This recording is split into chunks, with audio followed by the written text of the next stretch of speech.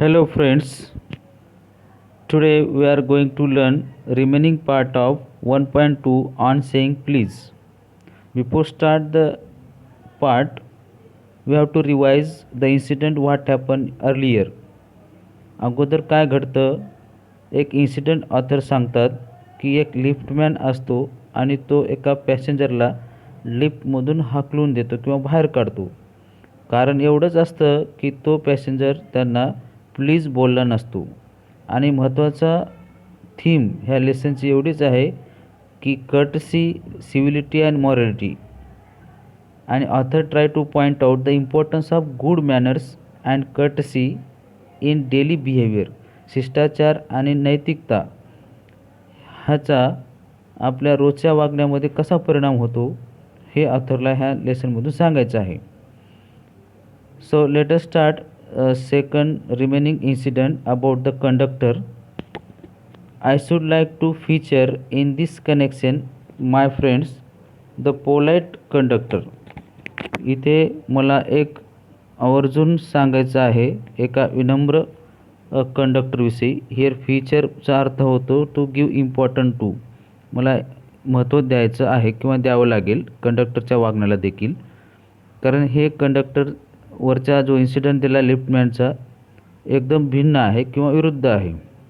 Bye this discriminating title I do not intend to suggest a rebuke to conductor generally. Rebuke म्हणजे इथे criticise sharply. मला इथे कंडक्टरचे बिहेवियरचं त्याच्यावर टीका करायची नाही. On the country I am disposed to think that there are few classes of men who come through the ordeal of a very trying calling better than bus conductors do. ह्याच्या व्यतिरिक्त असा भरपूर लोकांचा एक ग्रुप असतो किंवा class असतो की जे ऑर्डियल म्हणजे डिफिकल्ट एक्सपिरियन्स अशा प्रकारच्या कठीण अनुभवातून ते त्यांचे प्रोफेशन, कॉलिंग म्हणजे इथे प्रोफेशन गेलेलं असतं की जे कंडक्टरपेक्षा देखील कठीण असतं. Here and there you will meet unpleasant specimen. असे अनप्लिजंट लोकांना तुम्ही इथे तिथे भेटतच असाल. Who regard the passenger as his natural enemy. जे लोक पॅसेंजर हे कंडक्टरचे एक शत्रू असतात असं समजलं जातं. As creatures, here creatures means पॅसेंजरला उद्देशून हा शब्द वापरला आहे. Whose chief purpose on the bus is to cheat him. म्हणजे ह्या लोकांचा एक महत्त्वाचा उद्देश असतो की त्या कंडक्टरला हमेशा फसवायचं. And who can only be kept reasonably honest by a loud voice and aggressive manner. की युजली हे पॅसेंजर कंडक्टरला उद्धट भाषेमध्ये किंवा मोठ्या आवाजामध्ये किंवा आक्रमक वर्तन करतात. But this type is rare. अशा प्रकारच्या घटना रेअर असतात, कधीतरी घडतात. Rare than I it is to be. I fancy the public owes must to underground railway company. लेखक सांगतात की अंडरग्राऊंड रेल्वे कंपनीमध्ये जे पब्लिक हाऊस म्हणजे इथे थकीत करायचं आहे मला की अंडरग्राऊंड रेल्वे कंपनीमध्ये which also runs the buses. तिथे देखील बसेस चालतात. For insisting a certain standard of civility in its servants and taking care that standard is observed. त्या ठिकाणी एक शिष्टाचार चा वापर केला जातो आणि प्रवाशाची काळजी देखील घेतली जाते. हे आपल्याला उल्लेखनीय इथे सांगावं लागेल. In doing this it not only make things pleasant for the travelling public. असं जर केलं तर पब्लिक जो प्रवासी लोक आहेत त्यांना त्यांचा तर चांगला सोयीस्कर ठरतं किंवा आनंददायक प्रवास होतो. परंतु त्याच्या व्यतिरिक्त but performs and important social service. परंतु जी सोशल सर्व्हिस आहे त्याचं देखील महत्त्व ते देखील व्यवस्थित पद्धतीने त्याचा परफॉर्मन्स होऊ शकतो किंवा सोशल सर्व्हिस चांगल्या पद्धतीने प्रसारित होऊ शकते असं ऑथर सांगतात. कधी ज्यावेळेस आपण चांगली सर्व्हिस लोकांना देऊ. It is not there for with any feeling of unfriendliness to conductors as a class that I pay tribute to a particular member of that class. इथे सांगतो की मला it is not there for with any feeling of unfriendliness. कोणती unfriendly म्हणजे opposite of friendliness, okay, किंवा शत्रुत्व असं काय कंडक्टरविषयी नाही. किंवा असे लोक जे कंडक्टरला शत्रू मानतात त्यांना I pay tribute to particular member of that, असा जो क्लास आहे त्यांना आम्हाला श्रद्धांजली व्हावं वाटते असं तो म्हणतो. But I first become conscious of his existence one day, आणि त्यावेळेस त्याला खरा इन्सिडेंट घडतो, प्रत्यक्षात ऑथर म्हणजे लेखक तो अनुभवतो. When I jumped on to a bus and found that I had left home without any money in my pocket. तो त्या बसमध्ये चटकन चढतो आणि त्याला नंतर लक्षात येते की त्याच्या पॉकेटमध्ये एकही पैसा नसतो, ते पैसे तो घरी विसरून आलेला असतो. Everyone has had the experience and knows the feeling. आता ज्यावेळेस आपल्या खिशात पैसे नसतात आणि आपण बसमध्ये जातो त्यावेळेस काय अनुभव येईल हे सगळ्यालाच समजणार आहे, सगळ्यालाच कळतं ते. The mix feeling which the discovery arouses. आता ही मिक्स भावना त्या मनामध्ये आली आणि त्याच्या मनात ती उद्भवली भावना, काय काय होईल आता, कशा पद्धतीची अवस्था झाली असेल पैसे नसताना तो बसमध्ये चढला. You R annoyed. अनॉइड म्हणजे इथे नाराज. Because you look like a fool at the best and like knave at worst. Here knave means dishonest or deceitful. आपण अनॉइड मीन्स हिअर नाराज होणे. Okay. Because you look like a fool at the best and like a knave. तुम्ही ज्यावेळेस असं बिना पैशाचे प्रवास करता त्यावेळेस आपल्याला एक तर मूर्खता वाटते आणि दुसरी गोष्ट आपण डिसऑनेस्ट असतो, अप्रामाणिक म्हणजे फसवेगिरी करणारे असं वाटतो. You would not be at all surprise if the conductor eyed you coldly as much as to say. आणि ह्या ठिकाणी त्याला जसं रिॲक्शन कंडक्टरचं पाहिजे. जनरली आपण जर बिना तिकीटचा प्रवास करतो त्यावेळेस कंडक्टर आपल्याला काय करतो, बस थांबवतो आणि आपल्याला खाली जायला सांगतो. ओके. परंतु इथं तसं काय घडलं नाही. पोएट सांगतो you may not be surprise. तुम्हाला आश्चर्य वाटायची गरज नाही, कारण हा कंडक्टरने मला पाहिलं आईड शांतपणे as much as to say, आणि तो बोलतो yes I know that stale old trick. हे स्टेल म्हणजे जुनी पुराणी, ओल्ड ट्रिक जशी की now then off you get and even if the conductor is good fellow and lets you down easily. असं तुम्हाला वाटलं असेल की जी जुनी पुराणी जे आपण म्हणतो जनरली, हा कंडक्टर मला येऊन काय म्हणेल किंवा तू आता खाली जा, है ना, lets you down easily. You are face with necessity of going back and inconvenience perhaps of missing your train or engagement. जर आपण एखादी ट्रेन सोडली किंवा बस सोडली, जनरली आपला अनुभव असाच असतो. But having search my pocket in Wien for stray coppers and having found I was utterly penniless, I told the conductor as honest as a face I could assume that I couldn't pay the fare and must go back for money. आता ह्याने आपले pocket search करतो. In Wien म्हणजे निरर्थक, कारण पॉकेटमध्ये काही नसतं हे त्याला अगोदरच माहीत असतं. तरी पण तो स्ट्रे कॉपर्स म्हणजे एक साधी पैसे, कॉपर्स मीन्स हिअर कॉईन्स, जसं आपण म्हणतो चिल्लर देखील नसते. And having found I was utterly penniless म्हणजे पैसेच नाहीत, काय 5 पैसे पण खिशात नाही असं भाषे म्हणतो आपण. I told the conductor with honest a face as I could assume that I couldn't pay the fair. आणि प्रामाणिकपणे मी त्या कंडक्टरला सांगितलं की मी तिकीट काढू शकत नाही कारण माझ्याकडे पैसे नाहीत आणि must go back for money, मला जावे लागेल परत पैसे आणायला. Oh you needn't get off that's all right said he. आणि हे ऐकून कंडक्टर त्याला काही जा म्हणत नाही किंवा पैसे द्यायला फोर्स करत नाही. तो तुला जायची गरज नाही, ठीक आहे असं तो सांगतो. All right said I but I haven't copper on me. परंतु माझ्याकडे पैसे नाहीत, कॉपर म्हणजे कॉईन किंवा काही चिल्लर पण नाहीत. हो I will book your through. काय काळजी करू नको, मी तुझं तिकीट काढतो. Where do you want to go. कुठं जायचं तुला, कुठलं तिकीट देऊ. And he handle his bundle of ticket with air of a man who was prepared to give me ticket for anywhere from the bank to Hong Kong. म्हणजे त्यानं असं बोलून ते तिकीटचं बंडल त्या ऑथरकडे टाकलं की जसं की हे घे पैसे, हे तिकीट घे आणि जा, असं वर्तनाने उद्देशाने उत्साहाने त्याने तिकीट दिलं, जसं की आता मला हाँगकाँगला जायचं आहे, हाँगकाँगचं तिकीट दिलं असं त्याला वाटलं. I said it was very kind of him and told him where I wanted to go. आणि तो बोलला की तुम्ही खूप दयाळू आहेत आणि कंडक्टरला सांगितलं की मला कुठं जायचं आहे ते. And as he gave me the ticket I said, ज्याने त्यांनी तिकीट दिलं त्यावेळेस तो म्हणतो, but where shall I send the fare, मी तुम्हाला ह्याचे पैसे कधी देऊ, कुठे देऊ.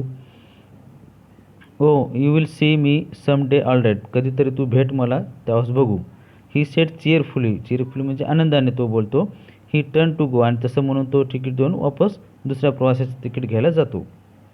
And then luckily my finger still wandering in the corner of my pocket lighted on a shilling and the account was squared. आणि जनरली सहजतेने आपण परत एखाद्या कोणत्या खिशात पैसे असतील का पाहण्यासाठी हात चाचपळतो खिशाला, आणि त्याला काहीतरी पैसे त्याच्या खिशामध्ये सापडतात. सेटल, स्क्वेअर म्हणजे सेटल, ओके. आणि सिलिंग म्हणजे हा 10 म्हणजे 10वा भाग असतो डॉलरचा.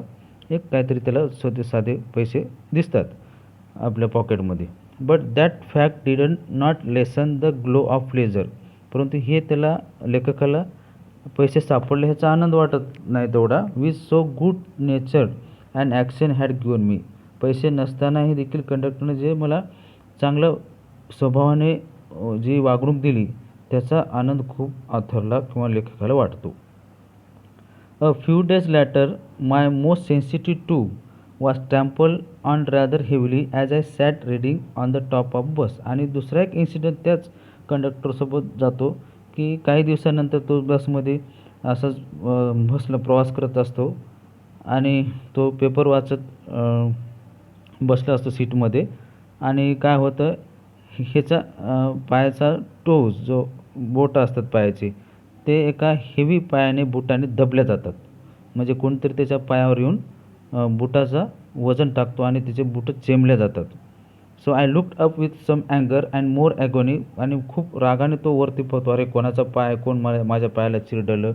ओके, हेअर ॲगोनी म्हणजे वेदना, खूप वेदनादायक तो पाहतो. अँड सॉ माय फ्रेंड ऑफ द चेअरफुल कॉन्टनस. आणि तोच मित्र की जो कंडक्टर त्याला पैसे नसताना देखील त्यानं तिकीट दिलेलं असतं. हे कॉन्टनस म्हणजे चेअरफुल फेस. ओके, त्याचा फेस पाहतो, आनंददायक फेस. आणि ते कंडक्टर पाहिल्यानंतर तो बोलतो, सॉरी सर, ही सेड. आणि ऑथर सांगतो की सॉरी.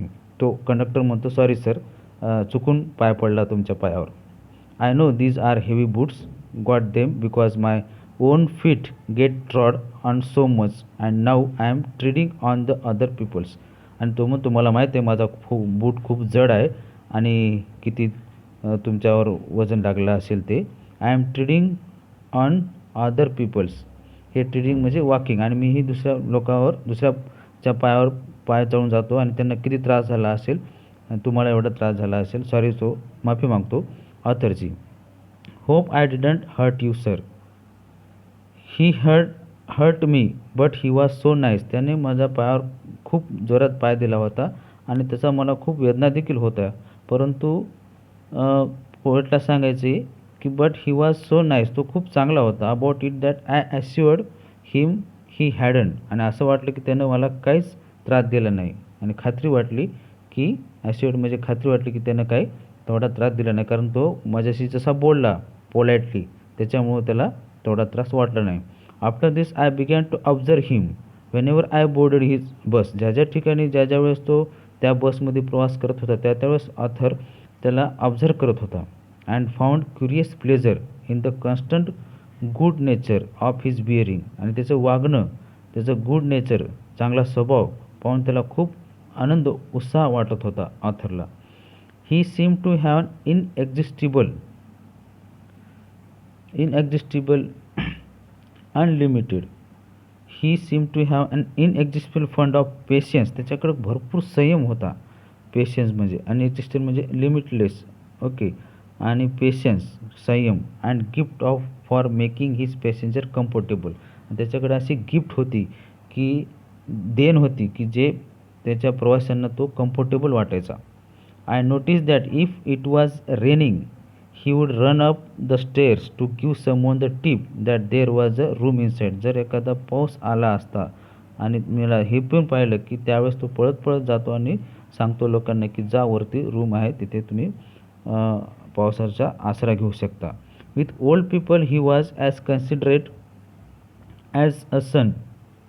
जे म्हातारे लोक असतात त्यांच्यासाठी तो स्वतःला त्यांचा मुलगा समजतो. and with children as solicitous. Here solicitous means caring, आणि मुलांसाठी तो काळजी घेतो ॲज अ फादर, एका वडिलासारखी तो छोट्या मुलांची काळजी घेतो. आणि वृद्ध व्यक्तींचा तो स्वतःला मुलगा म्हणून सेवा करतो. ही हॅड एव्हिडंटली पेक्युलरली म्हणजे अशी एक चमत्कारिक warm place in his heart for young people. अशा लोकांसाठी त्याच्या मनामध्ये खूप वेगळी भावना असते. अँड ऑलवेज इंडल्ज म्हणजे ग्रॅटिफाय, आनंद, हट्ट म्हणतो त्याला. In some merry just with them. Just म्हणजे इथे जोक, विनोद, आनंद वाटणारा असा त्याच्या मनामध्ये भाव असतो प्रत्येक माणसाच्या. If he had blind man on board it was not enough to set him down safely on the payment. एखादा आंधळा माणूस जरी असला असता की it was not enough to set him down safely to the payment, त्याला आपण कसं आंधळ्या माणसाला एका रस्त्यावर सुरक्षित ठिकाणी घेऊन जातो. He would call to Bill in front to wait while he took him across the road or round the corner. तोपर्यंत तो थांबतो जोपर्यंत त्या अंधी माणसाला तिथपर्यंत सोडणार नाही, तोपर्यंत तो थांबतो. And round the corner or otherwise safely on his way. किंवा त्याला जिथं जायचं आहे त्या रस्त्यावर तो सुरक्षित सोडून येतो. असा एकदम चांगला वागणारा कंडक्टर असतो. In short I found that irradiated अर्थात स्प्रेड. ओके, म्हणजे थोडक्यात मला सांगायचं आहे असं ऑथर सांगतात. He irradiated such and atmosphere of good temper and kindness. अशा प्रकारचा चांगला स्वभाव किंवा दयाळूपणाचा स्वभाव जो वातावरणमध्ये पसरतो. कशामुळे? अशा वागण्यामुळे. ओके, रेडिएटेड म्हणजे पसरणे. That journey with him was a lesson in natural cuts and good manner. त्याच्या कंडक्टरसोबत जो प्रवास झाला लेखकाचा, तो प्रवास एकदम असा लेसन शिकवणारा असतो, धडा शिकवणारा आहे की नॅचरल कट्सी अँड गुड मॅनर, जसे शिष्टाचार आणि नैतिकता आपल्या मनामध्ये किंवा आपल्या वर्तनामध्ये असली पाहिजे, त्याच्याकडून आपण शिकू शकतो असं ऑथर सांगतात. What struck me particular was the ease with each he got through his work. एक पर्टिक्युलर जी त्याची सोपी आणि सहज वागणारं काम तो ऑथरला स्ट्रक करतो किंवा त्याला एकदम ते अट्रॅक्ट होतं त्या कंडक्टरच्या वागण्यामुळं. If bad manners are infectious. आता ऑथर सांगतो की जे बॅड मॅनर कसे इन्फेक्शियस असतात म्हणजे पसरणारे असतात चटकन. ओके, संसर्ग असतात की समाजामध्ये बॅड मॅनर्स लगेच पसरतात. तसं so also are good manners. Good manner देखील तसेच समाजामध्ये पसरत असतात. If we encounter incivility most of us are apt to become uncivil. जर आपण इनसिव्हिली म्हणजे गैरवर्तन केलं तर आपल्याला देखील गैरवर्तनच मिळतं बदल्यामध्ये. But it is an unusual uncouth. Here the word uncouth means की if bad manners are infectious so also are good manners. जसे बॅड मॅनर्स समाजामध्ये पसरतात लगेच, तसंच बॅड मॅनर देखीलचा प्रभाव समाजावर होतो. But it is unusual uncouth म्हणजे impolite person who can be disagreeable with sunny people. जे इनपोलाईट असतात म्हणजे उद्धट लोक असतात ते सहजासहजी डिसॲग्री होतात. सनी पीपल म्हणजे जे आनंददायक असे चांगले वागणारे लोक असतात त्यांच्यासोबत ते सहजासहजी मॅच होत नाहीत किंवा डिसॲग्री असतात. It is with manners as with the weather. हे सगळं मॅनर्स कसं जसं वातावरण असतं तसं होत असतं. जर चांगले माणसं असतात तर लोक चांगलं वागतात आणि जर वाईट माणसं असतात तर लोक वाईट वागतात. Nothing clears up my spirit like a fine day said Keats. John किड्सचं एक वाक्य आहे, nothing clears up my spirit like a fine day. माझं स्पिरिट ओके काय क्लिअर्स होत नाही कसं एक फाईन डे म्हणजे ज्यावेळेस एखादा चांगला दिवस असतो ओके त्या दिवशी मी I have clears up my spirit असा तो जॉन किड्स सांगतात. And a cheerful person here a cheerful person descends on even gloomiest of us with something of benediction. Here benediction means blessing. एखादा cheerful person जो आनंदी असतो तो इतराला देखील आनंद करतो, आनंद देतो. आणि एखादा दुःखी किंवा रागीट किंवा चिडचिडा माणूस असतो त्याच्यामुळे इतराला देखील त्रास होतो. तर एक चीयरफुल पर्सन जो असतो तो दुःखी माणूस ग्लूमी जो असतो त्याला देखील तो आनंद देतो. अशी blessing of a fine day. And so it was always fine weather on the polite conductor bus. आणि त्याच्यामुळं त्या कंडक्टरच्या विनम्र वागण्यामुळे सगळ्या प्रवाशाला एकदम आनंद वाटतो, आरामदायक प्रवास वाटतो. बस अँड हिज ओन सिव्हिलिटी, त्याचा जो वागणं आहे, जो शिष्टाचार आहे त्याच्या वागण्यामुळं इतरांना देखील सुखद प्रवास होतो. His conciliatory, here this conciliatory it means win friendly feelings. Okay, आपण जसं फ्रेंडली फिलिंग्स जिंकतो. ओके, हीच म्हणजे जिंकणारी भावना. आता त्याच्या वागण्यामुळं तो लोकांना जिंकतो, लोकांचे मन जिंकतो. And good humoured bearing infected his passengers. आणि त्याचं जे इतरांच्या मैत्रीपूर्ण व्यवहार, मैत्रीपूर्ण मन जिंकणं किंवा इतरांशी चांगलं वागणं हेच लोकांना पटतं पॅसेंजरला. त्या पॅसेंजरवर त्यांचा इम्पॅक्ट म्हणजे भरपूर असा परिणाम त्या वागण्याचा पॅसेंजरवर होत असतो. In lightening their spirit he lighten his own task. His gaiety was not a wasteful. त्याचा जो गेटी म्हणजे आनंदी स्वभाव जो असतो, उत्साही स्वभाव, was not wasteful luxury but a sound investment. ते काय वेस्ट होत नसतं, त्याचं एक इन्व्हेस्टमेंट होते. इन्व्हेस्टमेंट म्हणजे त्याच्यामुळं लोकांच्या मनामध्ये, लोकांच्या भावनामध्ये वागण्यामुळे बदल होतो. आणि तो बदल झालेला इन्व्हेस्टमेंट ते इतर ठिकाणी गेल्यानंतर ते तसेच चांगलं वागण्याचा प्रयत्न करत असतात. अशा प्रकारे चांगुलपणा देखील प्रवास म्हणजे समाजामध्ये पसरत असतो. I have miss him from my bus route of late. ज्या वेळेस तो लेखक प्रवास करत असतो त्यावेळेस ती बस म्हणतो की I have miss him from my bus route of late but I hope that only means that he was carried he sunshine on to another road. आता ज्यावेळेस बस चेंज होते त्यावेळेस ऑथर म्हणतो मी जे बस सोडतो किंवा बस मिस होते त्यावेळेस देखील he has carried he sunshine on to another road. दुसऱ्या रोड देखील त्याची सनशाईन म्हणजे त्याचाच परिणाम दुसऱ्या बसमध्ये दुसऱ्या प्रवाशासोबत जे प्रवासी ह्या पॅसेंजरसोबत ह्या कंडक्टरसोबत राहिलेले असतात ते त्याची आठवण करून चांगलं वागण्याचा प्रयत्न करत असतात. It cannot be too widely diffused म्हणजे spread, diffused in a rather drab world. Drab म्हणजे डल वर्ल्ड. ओके, असा की ह्या डल जगामध्ये की कशा पद्धतीने हा प्रसार होतो. डिफ्यूज म्हणजे स्प्रेड किंवा प्रसार होणे. And I make no apologies for writing a पेनिग्रिक.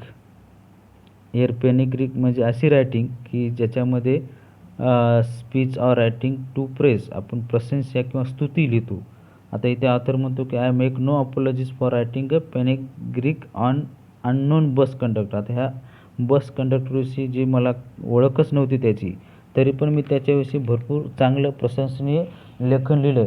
ह्याच्याविषयी मला काही वाईट वाटत नाही, त्याच्याविषयी मला काही माफी मागायची गरज नाही असं ऑथर म्हणतो. If Wordsworth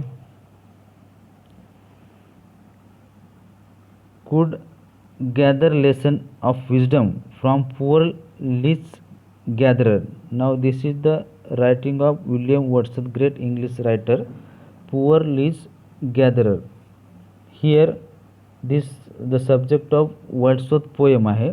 resolution and independence he poem collection आहे वर्ड्सवर्थ, रिझोल्युशन अँड इंडिपेंडन्स. त्यामधून हा एक इन्सिडेंट लिस्ट गॅदरचा घेतला आहे की सांगतो. लिस्ट गॅदर म्हणजे लिस्ट म्हणजे आपण जे छोटे कीटक वगैरे जे असतात त्याला आपण झिंग्या काय मराठीमध्ये म्हणतो, ते कलेक्ट करणारे जे व्यक्ती असतात एकदम अतिशय कनिष्ठ दर्जाचे काम करणारे असतात. On lonely moor. Here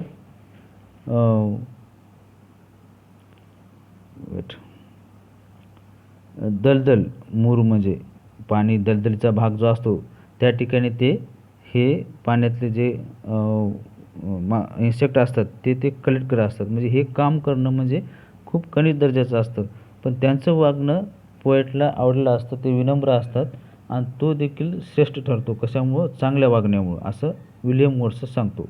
I see no reason why lesser people should not take lesson in conduct from one who shows how very modest calling may be dignified by good temper and kindly feeling. म्हणजे जो लोक laser people, जे कमी लोक असतात, की they should not take lesson in conduct from one who shows how very modest calling may be dignified. म्हणजे किती मॉडेस्ट चांगलं वर्तन जर आपण आत्मसात केलं, तर ते गुड टेम्पर अँड काइंडली फिलिंगचा जर वापर केला तर काय होईल?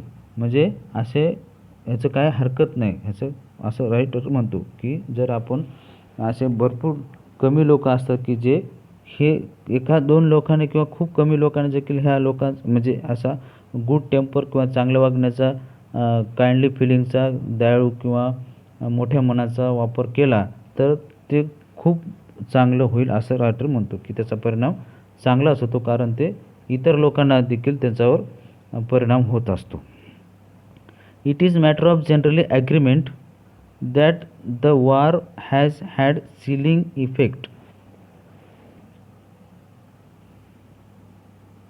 upon those little everyday civilities of behavior that sweeten the general air. It is a matter of general agreement. आता हे एक मॅटर आहे, एक विषय आहे general ॲग्रीमेंटचा. that the war has had chilling effect upon those little everyday civilities of behavior that sweeten the general air. आता वार इथे युद्धाचा परिणाम देखील प्रत्येकाच्या जीवनावर होत असतो, की जसा आणि चांगला सिव्हिलिटीचा एक स्वीटन द जनरल एअर म्हणजे आपले जे हवामान आहे ते एकदम गोड होतं. म्हणजे इनडायरेक्टली हे असं सांगायचं आहे पोएटला की चांगल्या वागण्यामुळं काय समाजामध्ये आनंददायक किंवा एकदम गोड वातावरण तयार होत असतं. We must get those civilities back if we are to make life kindly and tolerable for each other. अशी सिव्हिलिटी, असा शिष्टाचार आपण घेऊ शकतो किंवा घेतलाच पाहिजे. कसा?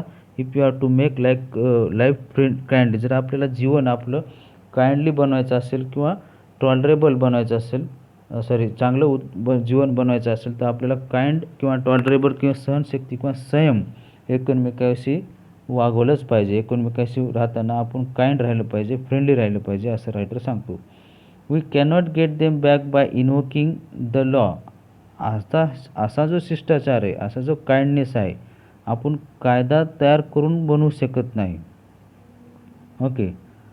इन्व्होक म्हणजे इथे कॉल ऑन डेटी. जसं आपण एखादा देवाला आव्हान करतो की बाबा देवा माझ्या असं चांगलं घडू दे, तसं पद्धतीने एक कायदा तयार करून देखील आपण असे चांगले वर्तणूक आणू शकत नाही. ते आपल्या मनामध्ये, संस्कारामध्ये उपजतच असतात, ते आपल्या स्वतःलाच निर्माण करायचे असतात, असं पोएट म्हणतो.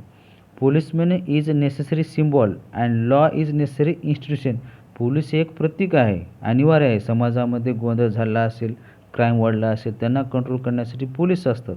Law is a necessary institution for society that still some what lower than angles. Here जो कायदा असतो आणि पोलीस असतात, यांचे महत्त्वाचं काम असतं समाजात शांतता प्रस्थापित करण्यासाठी. लोअर दॅन अँगल्स म्हणजे from Psalms 8.8 Thou hast made him man little lower than the angels. Here it means less than if perfect. Lower than angels म्हणजे less than perfect. म्हणजे हे परफेक्ट नाही पोलिसांनी कायदा बनवणे.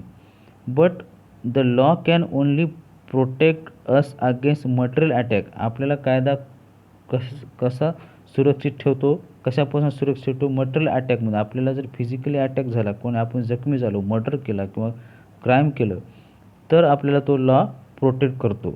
Nor will the Lippmann's way of meeting moral affront. Here moral affront हा शब्द आलेला आहे. याचा अर्थ डिलिब्रेट अफेंट किंवा इन्सल्ट